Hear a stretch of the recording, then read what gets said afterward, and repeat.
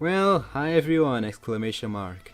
Deganic here, and today we are playing Detective Butler, Maiden Voyage Murder, a game I found on Steam, and I believe it will be quite interesting.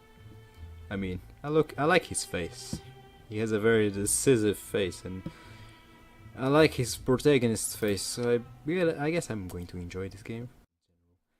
It's a work of fiction. No shit. Name's characters place an incident, either a product of the artist's imaginative coincidental. Okay. That was fast. Come on, you didn't even give me a chance to read. On the dark and rainy streets of London, a crowd stands huddled together under umbrellas.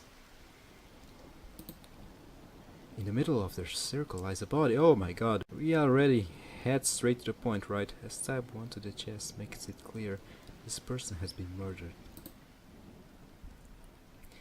And with this, I've solved it. Oh, there we go, that's me, right? A man wearing a trench coat and a fedora emerges from behind the group, and they all turn to face him in shock. So, this is third-person narrative? Who was this man? Where had he come from? Maybe it's just the intro that he's in third person, I don't know. You solved it? Sir, please do tell us what you know. I say, you can have possibly done so. This here it's what the bigwigs call an impossible crime. You know, man, you're being really suspicious right now. Just so you know that. If those men from the yards can't wrap their heads around it, then surely a commoner such as yourself... That doesn't look like a commoner at all, sir. Look at his face, look at his fedora, look at that. Everything about him is smart. He's mad now. Hold it! Okay, I don't think he talked like that. Hold it, I may be an amateur, but that won't stop me. Because I get a real kick out of solving these impossible murders. Yeah, this is totally based on Sherlock Holmes. I mean, I should have guessed that just from his looks. Ooh. As if the man's words hadn't phased them in the slightest, the crowd does nothing to stop the man from touching the body. The man reaches into the corpse's pockets, smirking once he realizes what's inside. Yep, just as I thought. What, did he find his wallet? If he had these tools on him when he died, then I definitely know how it was done. If I may politely ask, isn't there a problem? It's been raining constantly for the past 3 hours, but as you can see, there are no footprints in the ground here save our own. That's what makes this crime impossible. You know, that doesn't mean... Just because there aren't footprints on the ground doesn't mean the crime is impossible. Come on, it happened, so it can be solved. I find it hard to believe someone could stab this man and walk away without leaving a single footprint. Well, that's because he was a stabbed here, of course, you know. It's not that hard to figure out. There was a second victim, wasn't there? Killed in an impossible manner as well. Found that in his study, right? How do you know that? Not suspicious at all. We haven't told anyone. Never mind it. Let me first explain the other victim. Then I'll get to this one. Alright, so the other one is probably can explain this one, I believe. Right. Please, do go on. Oh, blood. Think back to earlier today. When the master was found in his study, the door was locked and the servant had to open it using her key. Then, upon inspecting the room, you saw that all windows were locked and his only key to the room was hidden inside his desk drawer. I see. Actually, I don't see. That's right. That's exactly what happened. It's impossible, I say. I mean, it happened, so it's not impossible.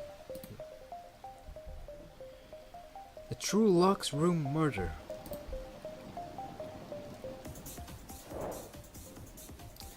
In the morning, while the master was out walking his dog, the culprit approached the door to the study. He then took out some tools and unscrewed the hinges of the door. I see. That's how he got in without using a key. I think there's a case in Danganronpa that happens. I'm not gonna spoil it to you, I'm not gonna say which one is it, but there is one. Then the culprit plopped some cyanide into the master's tea, which the poor fool carelessly left sitting out. That explains why the room smelled of bitter almonds. Yes, almonds, that's right. It may be true the room smelled of almonds, but... Do you think I forgot about the sealed windows? The culprit took apart one of the frames, making sure the window itself remained locked. How the hell did it manage to do that, I wonder? Then, from the other side, they reattached the frame, as if it had never been touched. That's one sketchy culprit, you know, to do that without slipping and falling or something like that. Same as the door. And so that's how the master was poisoned to death? But you still haven't explained the most important part. Who is the one who carried out such a devilish deed? All of us gathered here have solid alibis. The culprit? You're surrounding him. Oh. The amateur sleuth points to the nearby corpse. I see, so this is the culprit. This is the guy that entered the study and killed the other victim. Oh, wait, does that mean he fell from the window? I say, it was the master's brother this whole time? So this was the brother? What? If the master were to accidentally die, the inheritance would be his for the taking. But when he escaped out the window and climbed onto the roof, that's when his plan went horribly wrong. Oh, so he did fall. I mean. The master had seen all this coming and concealed a knife-throwing trap on his own rooftop. Oh my, what? He put the knife-throwing trap on the rooftop. That's some predicting the future powers he had there. I believe my brother is going to try to kill me today. Let's put the trap on the windows. I mean, I don't know what their relationship was, so you never know. And so, our culprit became the victim of a second murder. And our victim becomes our second culprit. Amazing. Hold on. There's one flaw with that theory. What happened to the knife?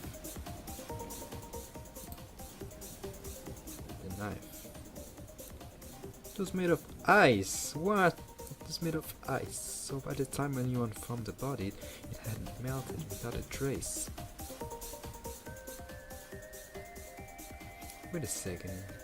So, the brother tried to murder the master, who already expected that to happen, so he put a trap. So if he already expected that to happen, how exactly did he let himself... Well, the master should have been more clever, I believe. The crowd was speechless. Sorry? Everything had now been revealed to them by this a known amateur. He doesn't look like an amateur that much, you know. You can take me later. Oh, that's right, I still don't know his name. Or my name. That's probably me. I just can't pass up an interesting puzzle. But that's my style. If it's not interesting, I won't bother solving it. Ciao.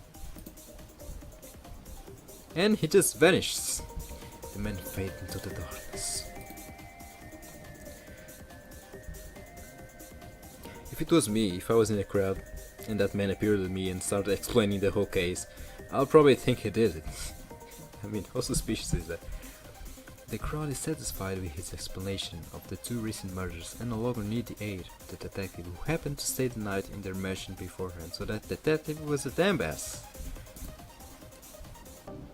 This nameless detective, who suddenly appeared out of nowhere, was more than capable enough.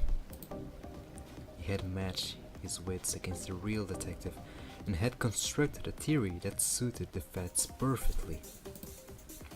The only question that lingered in that overconfident amateur's mind, whether or not his theory really was what the book's author had intended.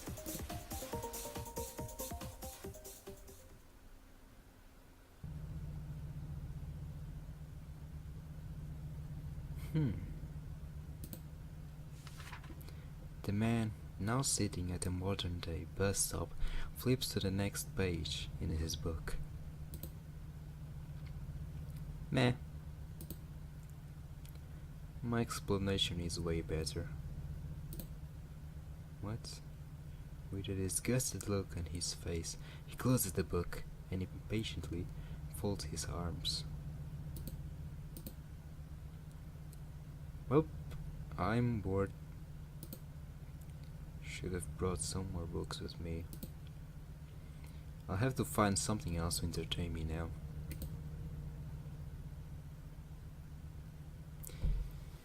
We're just reading a detective book. Another boring day, at least so far. It's the middle of July and we're going on a cruise. That sounds fairly normal, but I'm not too excited about it. So now we are in first person narrative. Nice. Never saw the point of one, really. But my father insisted I go with him, so here I am. How much longer until we get there? Shouldn't we be at the dock soon? This car ride is making me sick. This is me? This is me? What? Wait, what happened to my hair? I don't know. Hey Gillian, you're feeling okay? You look bored of your mind. I'm fine, Dad. Are we there yet? Come on, Gillian, you're an impatient little boy. Have some patience. How do you figure murders this way? Yep, almost. You see the seagulls over there? That tells you we're getting close, you know. I think if he's an aspiring detective, I believe he can figure that out on his own. I don't think he will be like, oh, seagulls mean sea, Dad. Thank you, Dad. Thank you so much. At least I believe this guy is the same guy we just saw solving that murder. He looks a bit different. I mean, his hair looks different. My father points to several seagulls flying around the nearby ocean. That's an amazing seagull right there, you know. There's actually a story to those seagulls. There's plots to the seagulls, I say. Oh, nice. From a long time ago, when our family used to live here in California. Back then, both my father and mother live here, near the place the seagulls are flying around. My mother really loved animals, so she would go to see them whenever she could. Well, seagulls can be a bit of little pricks, you know, especially to other animals. The two of them often saw these birds hanging around near the beach of Harbor.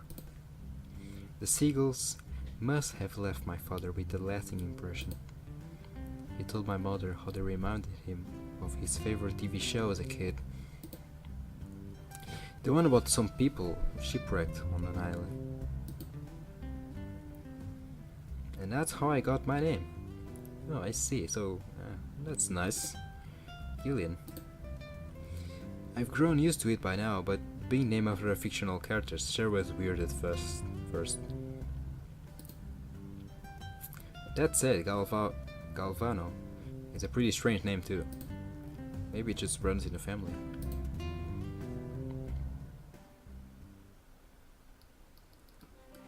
At long last, we found a sparkling spot, and the car goes silent.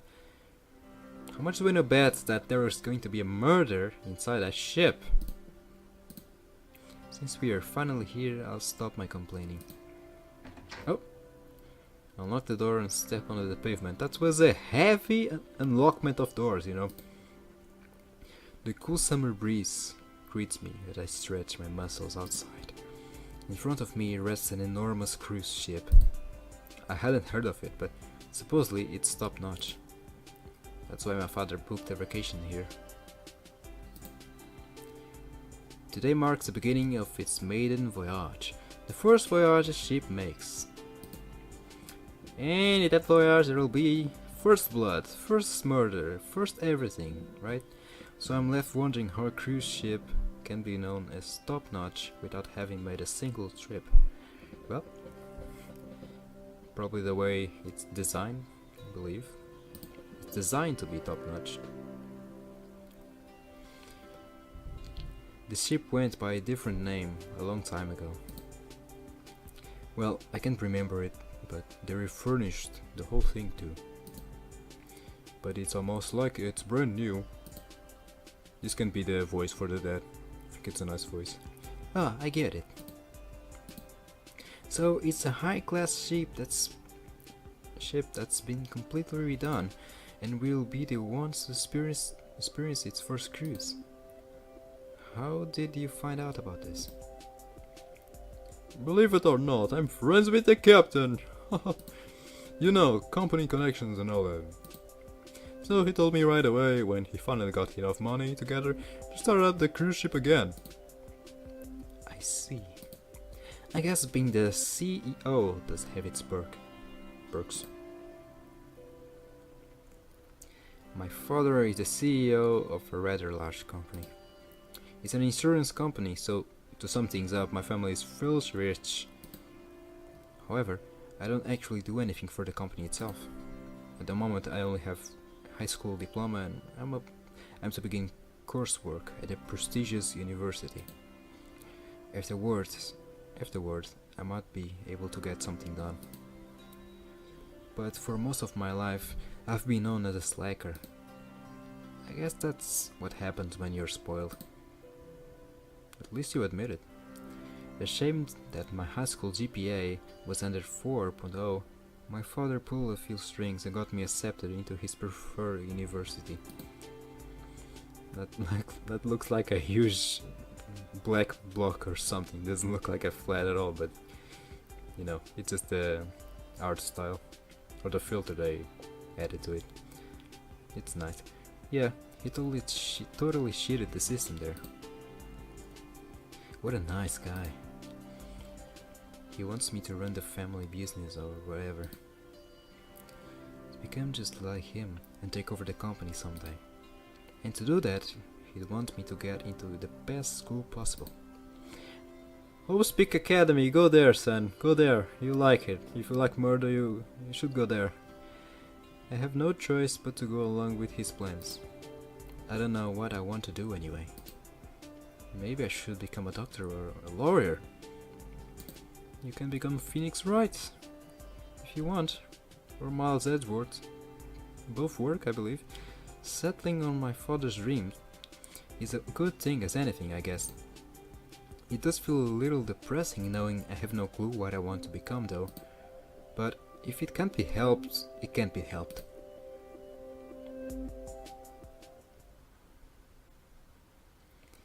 My thoughts are interrupted by the footstep of an unknown person. Oh, is that a bodyguard? It is a bodyguard! I just guessed by his face, you know. Master Golder. A tall man approached us, wearing a jet black suit and sunglasses. That's me!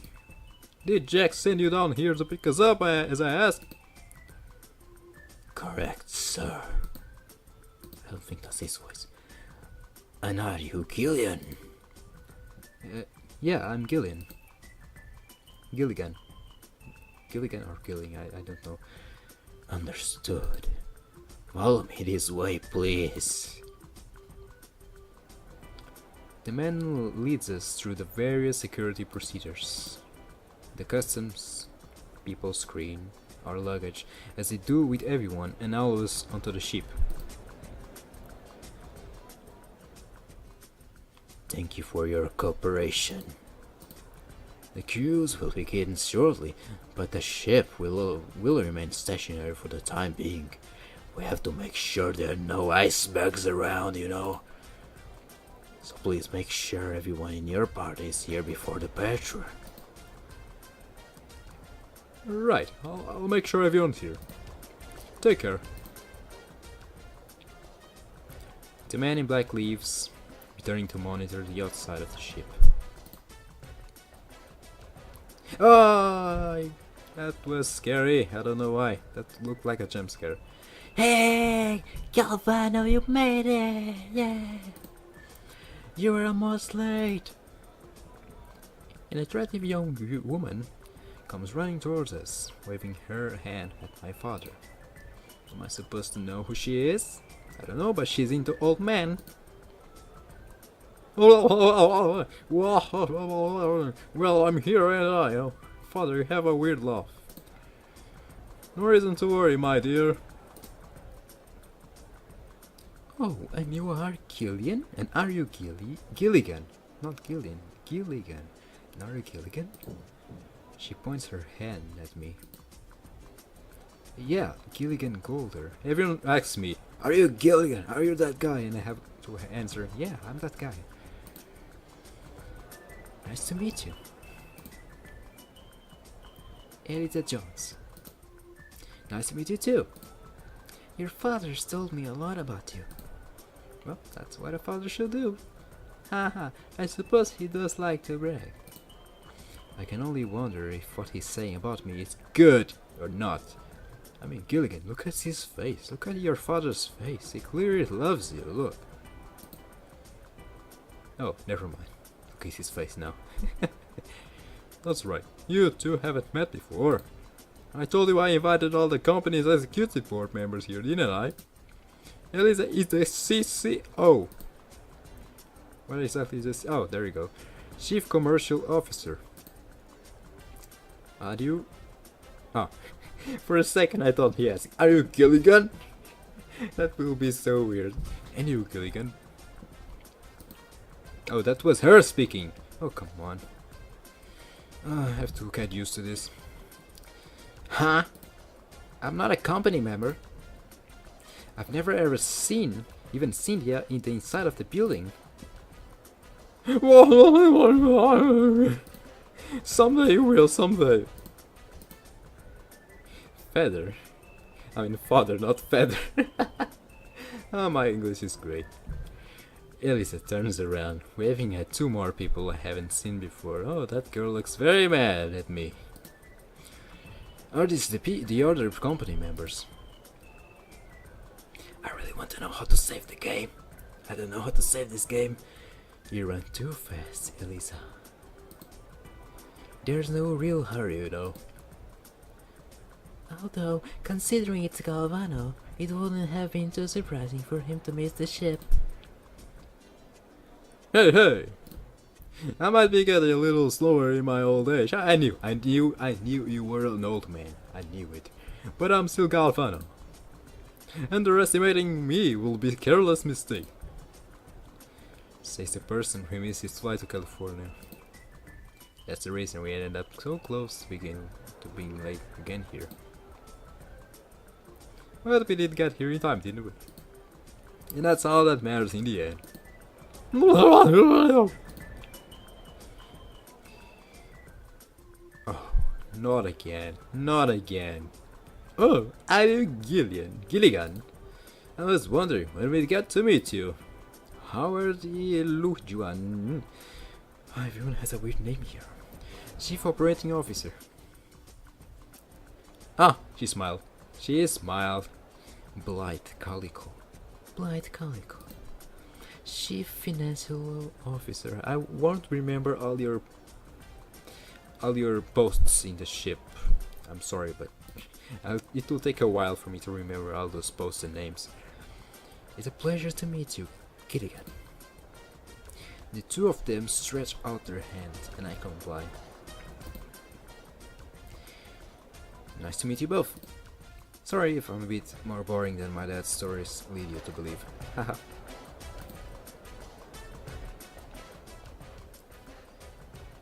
Oh, come on now. I wonder how old this girl is. I mean, I know she's clearly into old men, but... We've just met you, but I bet by the end of this cruise, we'll have lots of fun memories. I hope so too. Wait, that's not a good voice for her. I hope so too. And she smiled even more now. Do you like games, Gilligan? Oh god! No! I hope she's not... But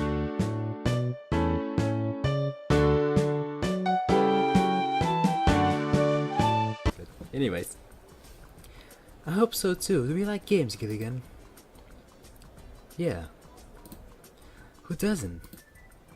Well, if it's a killing game, I don't like killing games. Maybe a little. Of course. Then perhaps we should play a little icebreaker game to get to know each other better. Why do I have the feeling she's going to kill someone? Look at his face. Oh god. Well, I can tell you all about Gilligan. You see, when he was a little kid, he... Hey! There's no need to embarrass me! You know, maybe we can save this game for later. Gilligan probably wasn't expecting to be bombarded with questions. But I'm the protagonist, so I did expect that. Yeah, that's... What was I going to say? That's shit? That's what? The ship suddenly shakes and I jump back in response. You must be ready to take off. Lizzie giggles, but I can't help that I get scared so easily. There's a reason I don't like engine noises. If I had to answer in one of those icebreaker games, that reason would probably be the thing I'd tell people. Alright. However, it brings up some bad memories, so I try to avoid mentioning it whenever possible. I try to block out that part of my memory whenever possible. Thinking about my past makes me sick.